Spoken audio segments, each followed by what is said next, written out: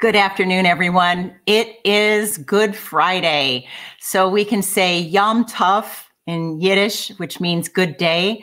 We can also say that it's a Good Friday because Good Fridays back to the 1200s meant it was a time of observance. So today is a time of observance. And boy, we have a great guest who's going to share with us how poetry increases and amplifies our ability to observe and be better marketers and be better leaders. So soon I'll be joined by Libby Wagner. And before then, please remember to tell us where you're from and know that we'll be taking your questions today. So today, yes, April 2nd, I want to share with you some things so that you can understand the meaning and the power of poetry. So you can understand how poetry and the way it propels your creativity can help you be a better marketer and a better leader. So that's what we're going to cover today. And we're going to be taking your live questions.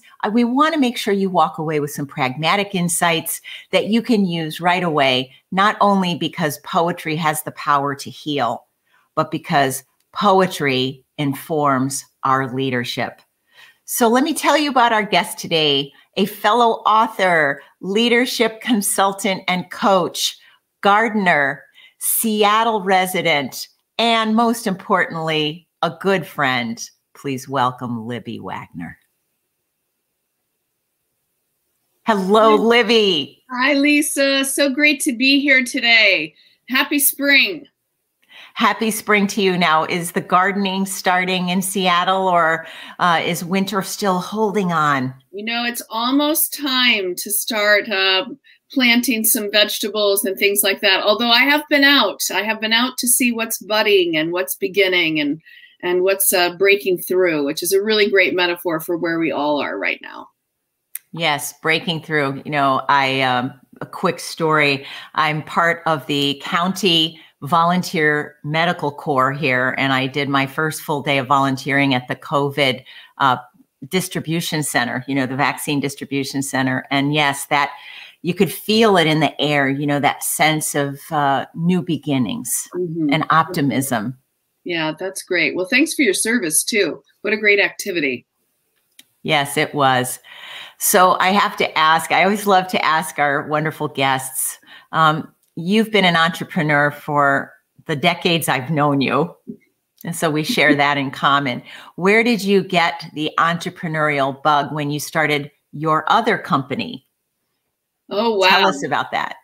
Well, I don't know if I ever had an entrepreneurial bug, to be honest. I mean, I think if you would have asked me a few years before I began my business, if I was interested in being a business person or working in businesses or anything like that, I would have looked at you like you were crazy, because I was a college professor and a poet and very active in my arts community. And I didn't see myself as an entrepreneur. But then there were some things that happened in my life. I made a decision to leave that career. And I thought, hey, you know what? I think I can do this. And it came from a desire to help, actually, to be honest. That's where it came from. And then as it evolved, then I was like, oh, wow, I am an entrepreneur. I don't know how that happened, but I am. Yeah, it's a great feeling when you wake up and realize that. Yeah. And I had the same epiphany when I was working for a $1 billion software company and realized, you know, yeah, it's time. I've been an entrepreneur inside a company. Now it's time to do it on my own. Yeah. And I think that's a great point, Lisa, that the entrepreneurial spirit can show up in many different ways. Definitely. Because we have a lot of people who come to every weekly live stream because, you know, we broadcast here on LinkedIn, YouTube, and Facebook the first 3 Fridays of every month at 1:30 Eastern. And it's really exciting to see the number of people who come. Some run their own companies, and then we have people from, you know, $25 billion organizations who are really operating as those entrepreneurs. Now, how does one go from running a leadership training and consultancy to really immersing herself full time in poetry and bringing that to the boardroom? Well, I actually think it's much more about realizing that we have one life, and it's in conversation. All the parts of it are in conversation with one another. I still own my consulting and coaching firm.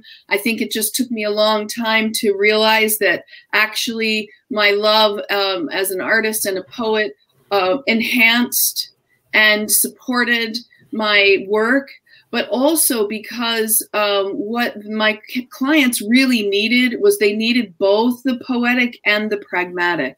So it was really about an intersection of those two things, in my life and in my work. And what year was it that you said, okay, I'm going to out myself to my clients and start to blend these two worlds? Wow. I would say it was probably about, it had to have happened after about 2010. And I think it's because I was trying to make a decision about my own professional development. And I thought, okay, well, I can sign up for this, this workshop with this really very famous big name coach, or I can go on a walking tour of Tuscany with the poet David White. And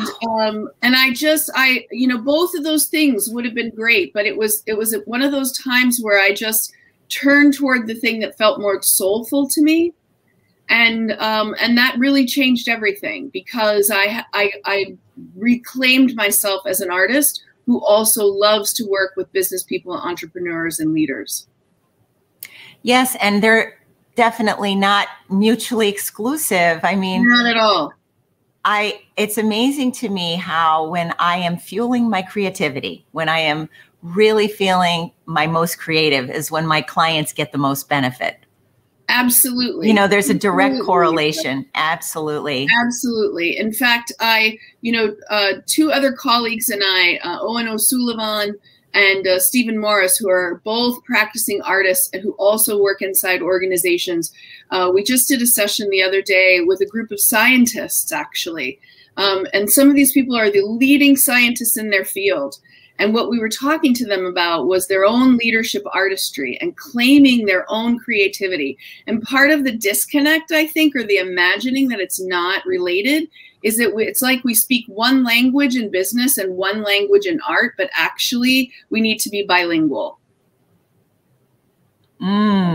Interesting. How did those clients show up differently as a result of talking with you and your colleague? Well, I love this group. I love scientists and engineers and, like brainy, nerdy people. I really, I have a lot of them as clients. And I love working with them. And in the beginning years, people would hear me use poetry or something, and they would come up afterwards and they would just kind of whisper. They would be like, I like that, but I don't want anyone to hear me, saying it, And so what I like to say about working with the groups like that is the first day, I've been working with this group for about 6 years. The first day, they kind of don't like me. And they're like, what is this? I have stuff to do. What's going on? But I just keep kind of coming back to like, how can we be more present? How can we pay close attention? And in fact, Lisa, I asked them a question that I would like to ask your group here, which is, when do you think you need the following things in order to be good at your work? Courage, noticing, and remembering your humanity. And it's a trick question in a way, because when I asked the scientists this, they paused for a second and they were like, well, all the time, every day. Well, those are the skills that a poet uses. Those are the skills that an artist uses. And so really, we just all need to use them in the way that we need to use them. I'd love you to repeat those again and have people really have some self-reflection around these 3 ways of being. Courage. Yes. Courage, noticing, and remembering your humanity. Courage, noticing, and remembering your humanity. Show us how in your own life those reminders or ways of being have been helping you through COVID. Oh, wow. Okay, well, how about, I'm going to read a poem. And because good. I think that's part of the answer to the question, and I'll share some practical ideas too. The poem is actually called Soup, but I'm going to say a couple of words about it. I mean, it could be about procrastination. It could be about fear. It could be about that spot right before breaking through. It could be about jet lag, which I haven't had in a very long time, but I'm very familiar with it. I remember that. I know, we remember that, right? But I just invite everyone to listen and hear if there's anything here that resonates. Soup. Just when you think you will do it, or at least a piece of it. Instead, you find yourself at the counter in your pajamas, 3 a.m., chopping onions and celery, slicing carrots and tomatoes. A little Bach playing softly so you won't wake the neighbors or the pigeons roosting on the roof. The sizzle and smell of something that begins like ratatouille, like the answer to the question, has woken you up utterly, completely. It's soup you're making at this silvered hour, not love or money or art. Like yesterday, when you couldn't resist the first sunny winds of March, you walked out anyway, bundled and blanketed against the cold, to test the first tender buds of spring, the lilac leaves barely tipped, the reddish-green nuggets of espaliered pear, iris blades, rosemary's purple. It doesn't make sense on any ordinary time zone, which is why you are finally happy in it. You feed yourself. You walk in the garden. You know that time has come.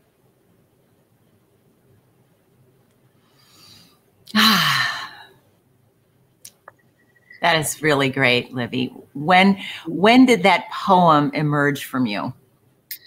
That poem actually, I think I wrote it, oh gosh, maybe about 4 or 5 years ago. And I remember at the time, you know, feeling like there was something I wanted to do. I had an idea. It wasn't coming to fruition.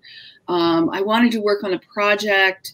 And I felt like I was procrastinating, you know, and then I judged myself for procrastinating and, you know, all those things that we do. And I think I also had jet lag.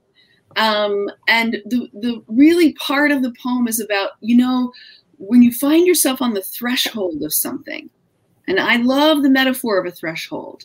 I love the threshold of seasons. I love the threshold of new ideas and innovation. I love the threshold of the launch of a new project, you know, right? Because you're no longer, but you're not yet. And it's this really liminal space where if we are being courageous and noticing and remembering our humanity, really amazing things can happen. But the other thing is, the most important thing to do in that space is to practice radical self-care. So it's soup. It's something really simple. And I want to just say this, Lisa, I was listening to a recent On Being podcast. Krista Tippett. Yeah, and she interviewed the Irish poet, Michael Longley. And it's a gorgeous interview, so I highly recommend it. And part of it was this notion that when we're going through hard times, it's our noticing these simple, beautiful things that help us move through it. So going back to your question about like, how has this informed, you know, my time of COVID and the pandemic and things like that, I would say that you know, more and more and more, I've taken time to share a poem, begin with a poem, those kinds of things, either in my own life or with my clients. And part of it is we want to arrest our attention just for a moment. Because when we're in this space of like fear and change and all of that stuff, we're not in that. And I have to bring back, right, the Mindful Marketer Bible here. I mean, I didn't pay you. I didn't even No. pay you to do that. No, you didn't. But listen, you guys, the answer to all the questions is in chapter 8. It really is. And it's the chapter about finding your own guru, your own internal guru. And those principles that you listed, Lisa, brilliant. In mindfulness, investigation, energy, happiness, tranquility, concentration, and equanimity. Like if we could do a little diagnostic, we could ask people, do you want more of these in your life? Yes, and that would be 2 hands up.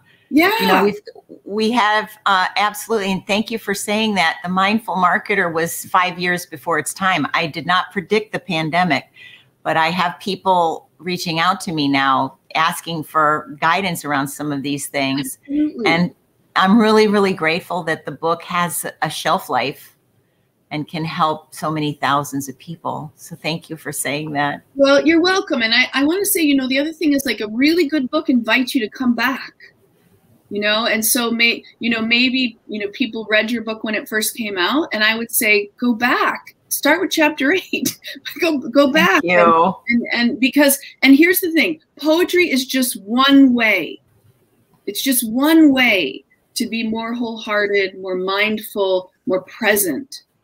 You know, we all have change fatigue. It's like really kind of boring to talk about it in a way, but it's true. It's part of where we are.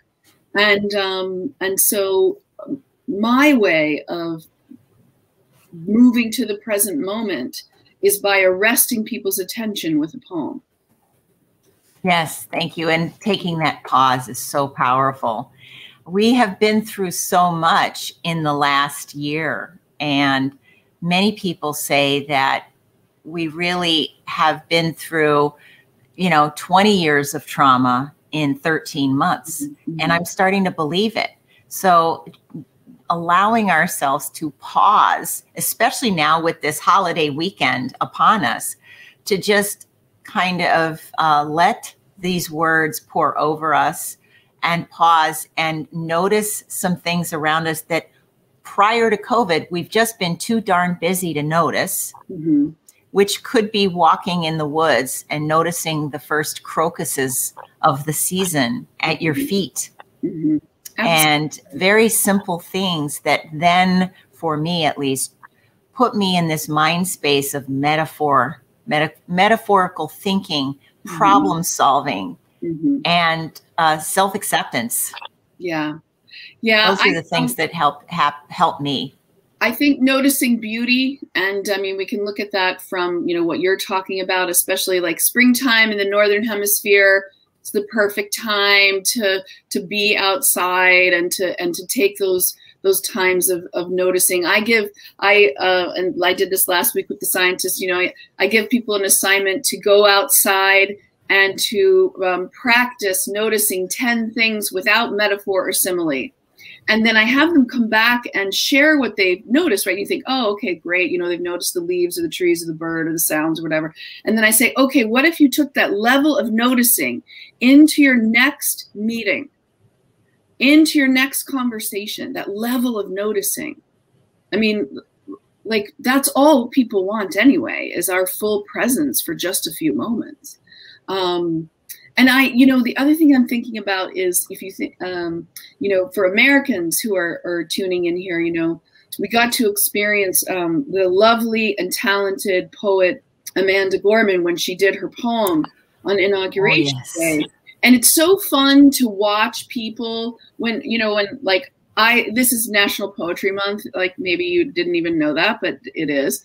And so it's really cool to be here. And I was, yes, every month is Poetry Month for me, right? So, but what I loved about that was her poem was so arresting, so moving, right? So inspiring that everyone was like, oh my gosh, poetry, right? And so, and it's kind of like, you probably feel that way too. Everyone was like, oh my gosh, mindfulness. And you're like, yeah. Yeah, thank you. But it did exactly what it was supposed to do. It arrested us. We had to stop in our tracks. And I don't know, we need more of the stopping in our tracks rather than imagining that we have to like move at a breakneck speed. Because, you know, Lisa, when we're moving at a breakneck speed, the only thing we notice is anything else moving at a breakneck speed. We miss everything else. Yes, I am advising a person right now who works for a really large technology company, and they are being groomed for a senior role. Mm-hmm. And they have a brilliant set of skills in marketing.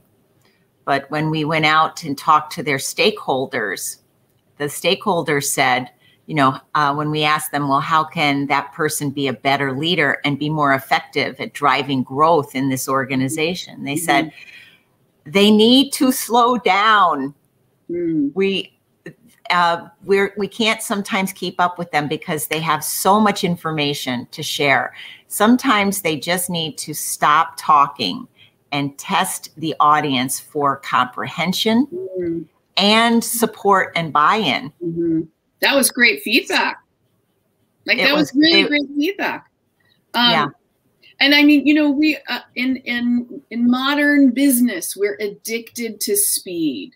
You know, I like to talk about like we're worshiping at the church of busyness, and it isn't that I don't believe that sometimes we need to move with a sense of urgency, but we're way out of balance, way out. Like the scale is tipped so far in that direction that, and in fact, you know, if it would be a shame if we didn't learn from what has happened during the pandemic and let it change the way we see our work in our world. Like it would be a really big missed opportunity. And well, I want to talk about missed opportunity here, because one of the things that I keep track of with my clients and for my clients, since most of my clients are chief marketing officers or just about to become chief marketing officers, is that we talk about how they can guide the brand of their organization. How do they inform their customers and employees about what their purpose is and what they really stand for? And just recently, the Edelman Trust Barometer survey of 2021 was released. And here's something interesting. I think we're at this important intersection of history. The Trust Barometer discovered that we, as buyers in the B2B space, we trust the messaging coming from the brand themselves, the media platform of a brand, more than we trust the media platform of traditional media, like advertiser, like television, independent YouTube or whatever. So right now, I see a perfect moment for us to step back and say, how can poetry be incorporated into the message and the purpose of our organization? Because we have a moment in time we can positively impact our customers and other stakeholders. Well, so here's the thing I think is exciting about being a marketing professional, and especially a mindful marketing professional and leader. The first thing is that, you know, the marketers are the storytellers. You're the storytellers. And poetry, remember, its history was about using the oral art form to tell the story. And people weren't literate and there weren't books. So we had to memorize things. That's how the story of things was passed on. And by definition, I mean, there's three things I would say maybe about poetry. So poetry is the best words in the best order. And I would say at the right time. In the best words, in the best order. And, you know, Donald Hull said that poetry is saying the unsayable. And so when I think about like what you know, marketing people are doing is they're taking like the wild, you know, crazy visionary idea of whatever this company is about. And they're trying to tell the story of it. And see, what poets are doing is poets are casting a net between themselves and whoever their audience is, because they want to connect. It's about the connection. And so I feel like part of what, marketers have an opportunity to do right now is to, and yeah, of course, see, the result of good marketing is going to be sales. The result of good marketing is going to be relationships. But if we only think about that transaction, we miss this whole opportunity for real connectedness. And you and I have a common friend in Robbie Baxter, who talks about like the forever transaction and membership economy and all that. And at its core is about value and relationships. But the marketers are the story. You're the poets, actually. You're the poets of the organization. Yes, and I'm going to interject a strategy here for people to reconsider, since I am a bit of a provocateur, and that's how I'm known by my clients.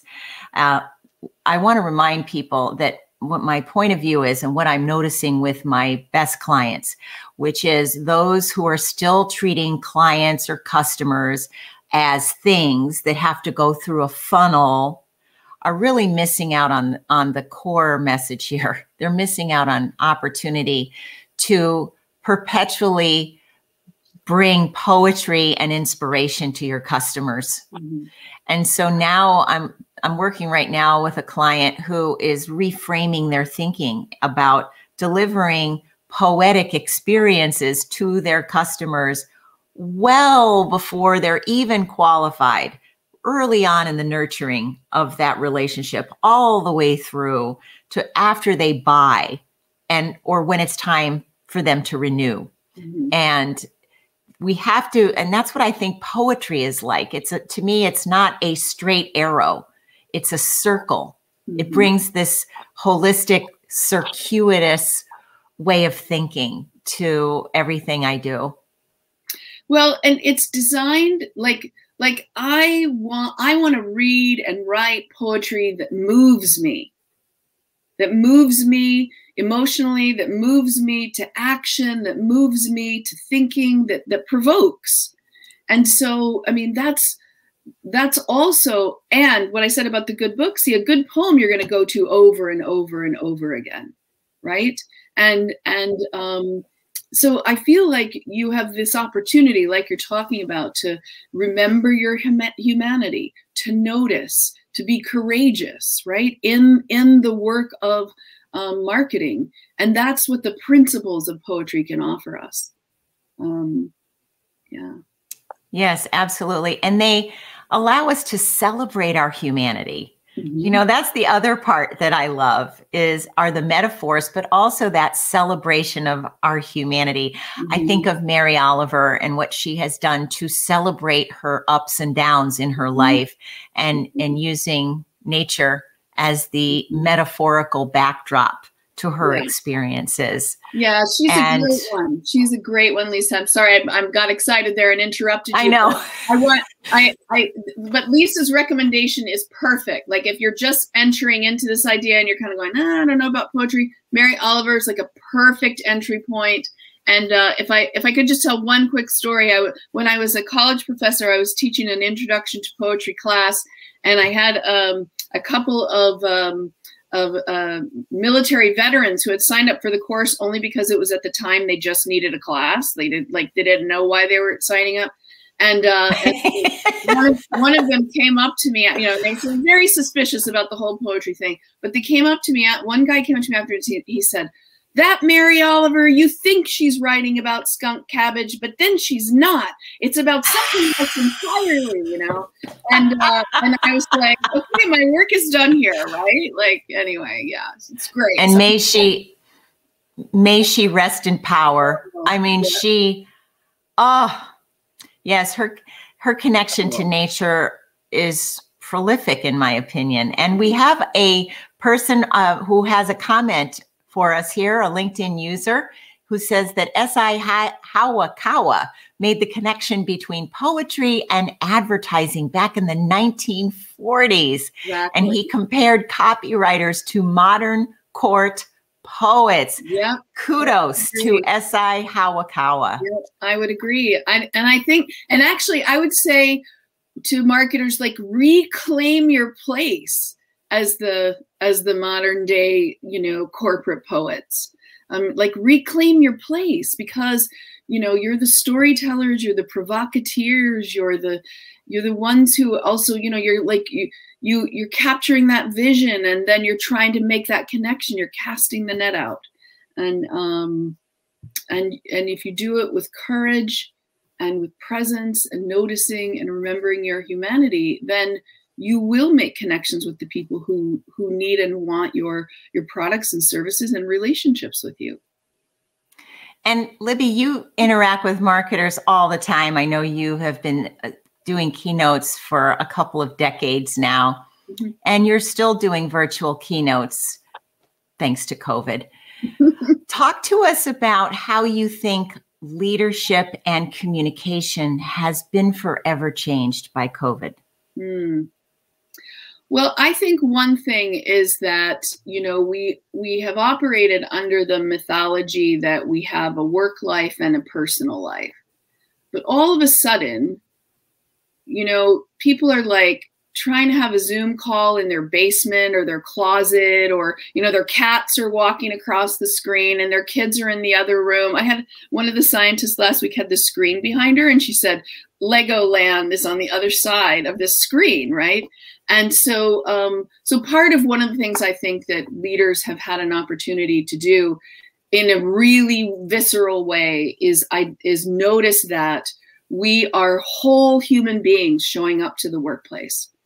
It's not just that person who has like, the savvy, pithy remarks and the great resume. Like, we're whole human beings showing up to work. And see, the thing is that if we actually are willing to show up as whole human beings to work, there's the wealth of our talent. And here's, Lisa, this is how I describe artistry. Artistry is taking all the things you've been given, everything you've inherited. That's your upbringing, your education, your experiences, all the successes and failures. It's bringing all of that to bear on creating something new. That is the ultimate artistry. So we're all artists. We can't help it. We can't help but create. And so I think, part of what leaders have learned in this last year is, first of all, like, the whole human being matters. I think the other thing we've learned is that we have to sometimes break apart the stories we've been telling ourselves.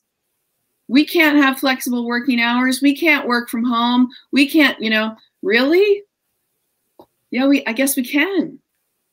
I guess we can. I mean, the CEO of HubSpot, Brian Halligan, came out just several months ago now, but they have announced their return to work or not policy.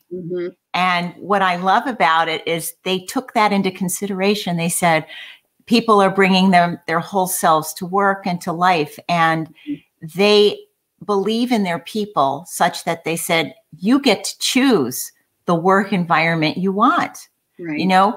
Is it stay home 100% of the time? Is it hybrid back and forth to the office a couple days a week? Or is it full-time in the office? And you get to choose one of those three models. They're not dictating that. Right. So I also love the autonomy that introduces. And, our own, it tells me, we trust our people, and we believe that they will make the right choice. Yes. And I think we also have an opportunity, because any of us who are on camera all day, any of us who have just replaced our previously busy schedules with this new kind of busy schedule, I think that's the place that we want, because, part of what people were saying was like, wow, I can go for a walk in my neighborhood in between my meetings, or I can cook myself a nourishing lunch and come back to my meet, right? Those were some of the benefits that people were seeing. But the danger is like, oh yeah, forget about lunch, I'm working here, and so we bring those old habits of that pressure to be constantly on, rather than really and that's what I mean by I think it would be a shame if we didn't notice what we've learned and integrate it into this new way of working together. That's the opportunity we have. And the danger is just to be that we would just replace that same attitude about work with the old attitude about work that was burning us out. Yes. And we now have the ability to, if we're leaders, we have the ability to set some parameters around how you, my boss, whether your boss is yourself, or you have a boss, or you have clients with pressing deadlines, you have the right to set parameters to know when are you at your best? When do you need to turn the Zoom camera off because your eyes are strained, or you're not having a good hair day? And when is it time for you to shut down and go get on the trail, go take a walk, go take a yoga class, whatever it is that you need to refuel? And I just met yesterday with one of my CMO friends, and she and I, guess what? We both pretty much cancel meetings after 3:30 p.m. We just, because we're done, and we feel good about it, and nobody is questioning it. There will be exceptions when time zones are involved, but it's all good. Yes, Steph, I know it's crazy how busy life became when the pandemic hit. We were all home, and now he says he has learned to take some breaks. You know, and we've got to be comfortable, as Rumi says, in our own guest house. Absolutely. I mean, I think what if we developed more humane ways of working together and collaborating? You know, what if we developed more, you know, ways that we are more present? And I don't actually think this is some kind of like wild idealistic thing. I think there's a diminishing returns when we just turn up the volume and turn up the speed. And it's a myth that we have accepted for a really long time in the workplace. So we need things that cause us to pause, to stop. I say arrest our attention. And because, and I always encourage people to do a little experimenting, like with the scientists, right? The first time I met, they were like, I don't have any time to think about this or this or this. And I said, is that 100% true? Is that 100% true? What if you just put 1 hour on there, you know? And so they came back the next week and they were like, oh my gosh, 1 hour, right? And the thing is that it sounds so simple, it can't possibly be like the thing, but it's the thing. It is the thing. Absolutely. We have time for one more question from our audience. So we'll see if anyone has something to share with us or ask. And before that happens, do you want to finish us up with a closing poem today?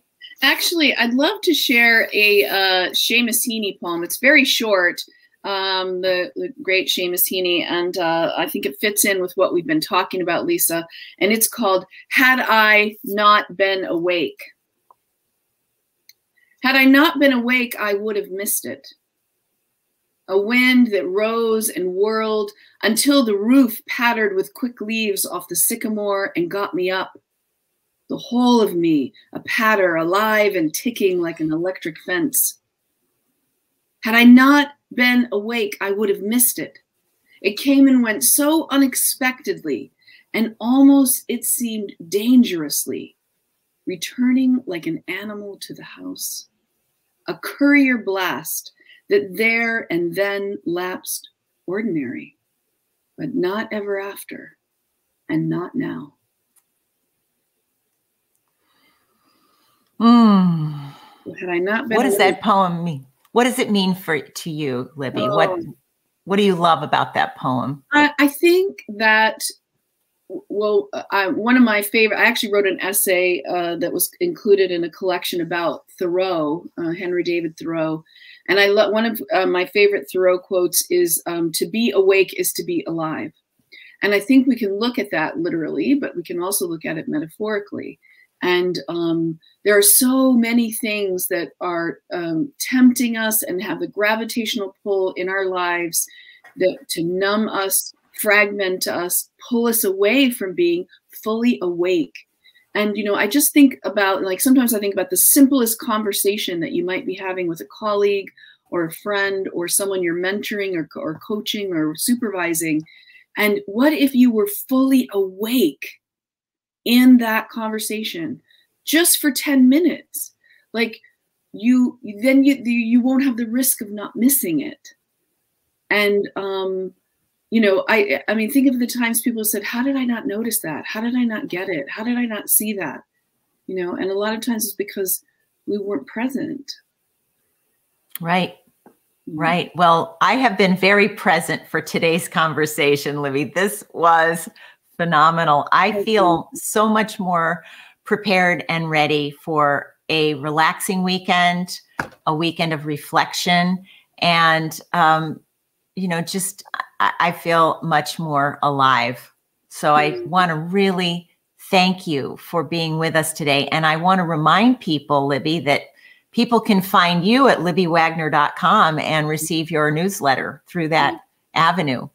Great. Thank you so much, Lisa. And thank you for all the work that you do with leaders and marketers to help them really differentiate themselves by being fully present to their work.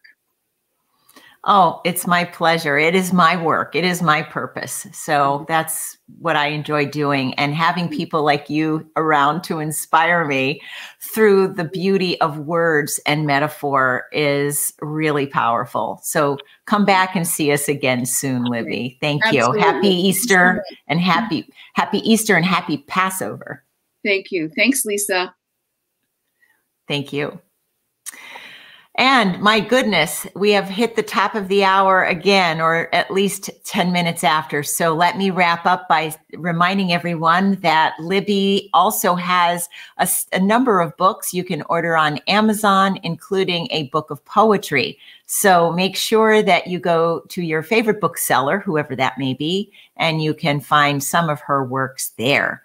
Somehow is a lovely collection of poems. And, poetry also makes a great gift for people. Sometimes I sit with my beloved and we read a poem to each other. It's such a great way to pause. And why don't you bring a poem to your next leadership meeting? It'll blow their minds. Anyway, it's time to wrap up. So let me remind everybody that I'm going to be here again next Friday with myself. We're going to be talking about something that really will help any of you who are looking to generate more revenue from your prospects and customers, but more importantly, to make the experiences your customers have more seamless.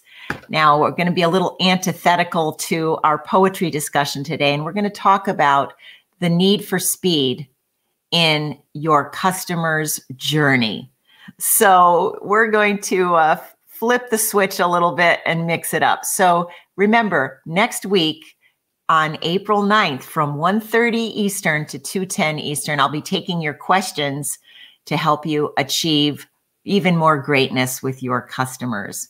So enjoy the rest of your weekend and sending a very happy and peaceful Passover and Easter to all of you. And a big thank you to Steph Kaplan, my powerful and poetic producer. See you all next Friday.